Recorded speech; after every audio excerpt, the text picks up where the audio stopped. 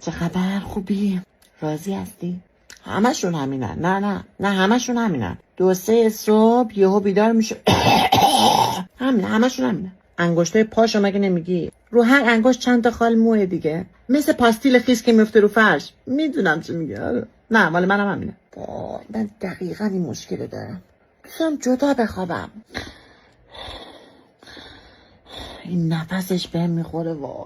اصلا نمیتونم اینجوری بخوابم. شوهرت هم اینجوریه؟ تابستونا نفسش گرمه، زمستونا نفسش سرده. من این باد میخوره، من نمیتونم بخوابم. یه تفنگ داری یه تیر توشه، کیو میزنی؟ منم خواهر شوهرم. خدا چقدر بدم میاد ازش. خواهر بهنامبانی با داداشش انقدر کلاس نمیذاره. مرد کل آمریکا کنسرت گذاشته. خواهر شوهر من داداشم واقعا قدای کل داره. گفتم مگه ما مسابقات کشتی کج داریم؟ میگم چیکار؟ دیگرش میگم چیکار؟